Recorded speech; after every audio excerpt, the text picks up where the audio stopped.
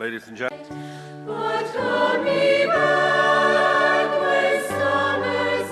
The most important finding of the sequencing of the human genome, which was first done at the end of my presidency, after I spent $3 billion of the American taxpayers' money on it.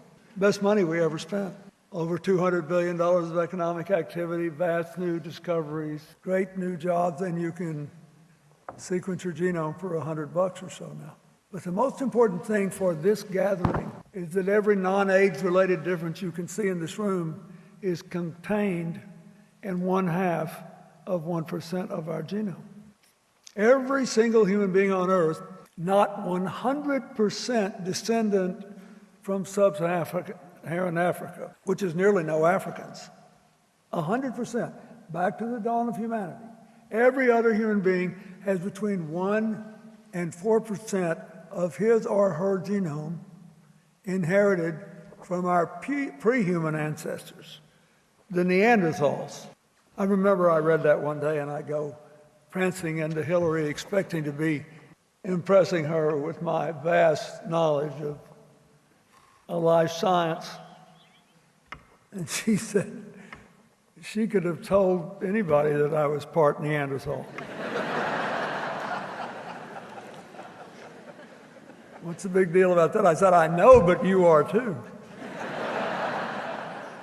You don't have to give up your tribal identity to respect the larger humanity. How we think about this will determine how we deal with everything else.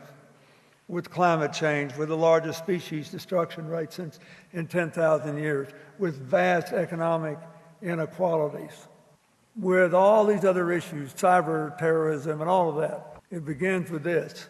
Who am I? Who are you? What have we got to do with one another anyway? In that wonderful, blinding moment of bigness that we now know as the Good Friday Accord, and its validation by all the communities, the children of God and humans chose community. Nobody abandoned their tribe. They just lived in the same neighborhood. We must make that choice again. How we think will determine what we do with every other challenge facing it. Because now there are lots of people who think they're less human.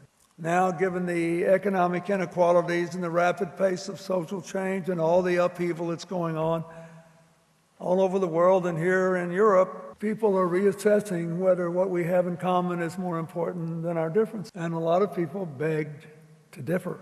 That's really what the Brexit vote's all about. It's, I'm sorry we can't stay together. We had a disagreement.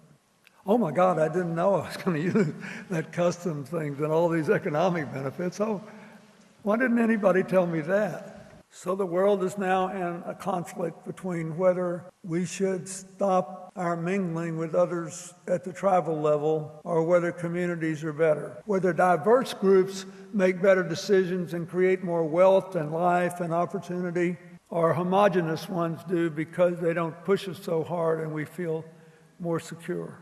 I could fill this great auditorium with the scientific evidence that diverse groups make better decisions than homogenous ones, better decisions than lone geniuses. But more important, we can't get away from each other. And so we should look at our neighbors without regard to their race, their religion, their orientation, their whatever. I love to quote Pope Francis because I went to a Jesuit university. The Catholics never had a Jesuit pope before. They never again, but it's been a nice ride. And he says that we should live in a culture of encounter. Not that we should agree with each other all the time. Not that anybody should be right all the time.